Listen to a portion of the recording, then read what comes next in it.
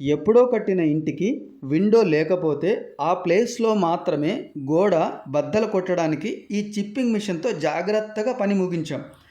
మిషన్తో కాకుండా పెద్ద పెద్ద హ్యామర్స్తో గడ్డపారలతో బద్దలు కొట్టడం ఇలాంటివి చేస్తే గోడ అంతా అదుర్లకి క్రాక్ రావడము, 4 ఇంచెస్ వాల్స్ అయితే ఇంకా బాగా డిస్టర్బ్ అవ్వడము జరుగుతుంది. సుత్తితో దెబ్బ పడినప్పుడు ఒక చోట గోడకు కొడితే ఆ గోడ మొత్తం అదురుతుంది. కావాలంటే మన ఎగ్జాంపుల్ సార్, ఒక 4 అడుగుల రాడ్డు ఒక చేత్తో పట్టుకొని సిమెంట్ రోడ్డు మీద పెట్టి ఇంకో చేత్తో సుత్తితో కొడితే మీరు చెయ్యి పట్టుకున్న చోట కూడా రాడ్డు మీ చెయ్యి మొత్తం అదురుతుంది. అందుకే మేము ఇంటి నిర్మాణంలో ఇలాంటి అడ్జస్ట్మెంట్స్కి అయితే ఇలా పనిని బట్టి వివిధ రకాల పరికరాలు వాడుతున్నాం. ఇక్కడ ఈస్ట్ ఫేసింగ్లో స్టవ్ ఉంది కాబట్టి అదే ఫేసింగ్లో వుడ్ విండో ఓపెన్ చేసి దానికి డోర్ అవసరమైనప్పుడు ఓపెన్ చేయడానికి, క్లోజ్ చేయడానికి ఈజీగా అందుకునేలాగా గోడలోకి ఇన్స్టాల్ చేశాం. అలాగే వంటకు సంబంధించిన చిన్న చిన్న డబ్బాలు అంటే చక్కెర, కాఫీ పౌడరు, కారము, పసుపు ఇలాంటివి వెతుక్కునే పనిలా లేకుండా ఒకే చోటే అక్కడ టైల్స్ని నీట్గా కట్ చేసి ఈ చిన్న చిన్న సెల్ఫ్లు కూడా 2 పెట్టాం.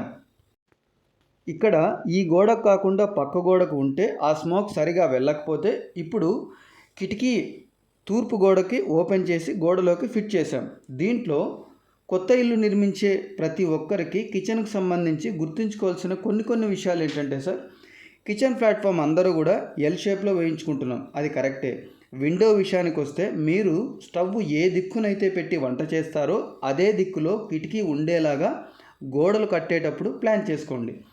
ఎందుకంటే వంట చేసేటప్పుడు ఆ వేడివేడి ఆయిల్లో ఆనియన్స్ కానీ, టొమాటో కానీ, ఏదైనా నూనె వంటలు, పిండి వంటలు చేసేటప్పుడు ఆ స్మోకు ఒక మోస్తరు గమ్లాగా ఉంటుంది. అందుకే అంత ఈజీగా గోడలకు అతుక్కుంటుంది, అంత ఈజీగా గాల్లో కూడా కలవదు. అలాంటప్పుడు కిటికీ స్టవ్ ఉన్న గోడకే ఉండాలి. పక్క గోడకు ఉంటే స్టవ్కు ఆనుకొని ఉన్న గోడలు ఆయిల్ మరకలతో స్నానం చేస్తుంటాయి.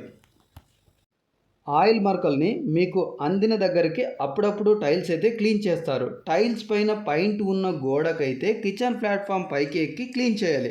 ఇది అందరికీ అంత సులభంగా జరిగే పని కాదు. అదే విండో ఉంటే ఆ స్మోకు నేరుగా కిటికీలోంచి బయటకు వెళ్ళిపోతుంది.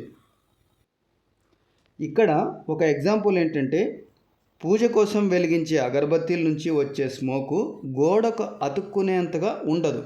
సిగరెట్ పొగ కూడా చాలా తేలిగ్గా ఉంటుంది, ఏ గోడకి అతుక్కోదు. ఏ టీ స్టాల్లో అయినా సిగరెట్ పొగ కామన్. అగరబత్తీలు వెలిగించే ఏ పూజ గదిలో అయినా గోడలకి ఎలాంటి మరకలు అవ్వవు.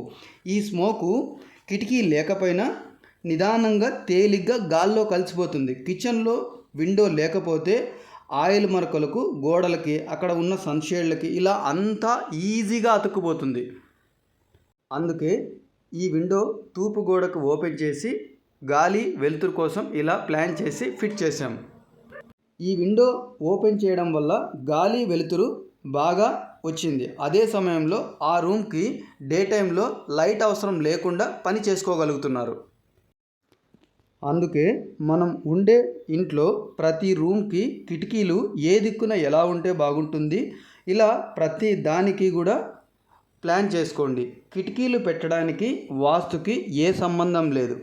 కిటికీలు ఓపెన్ చేస్తే గాలి వెలుతురు ఉండేలాగా, మీ ఇంట్లోకి గాలి వెలుతురు వచ్చేలాగా ఉంటే చాలు, అంతకుమించి ఏం లేదు.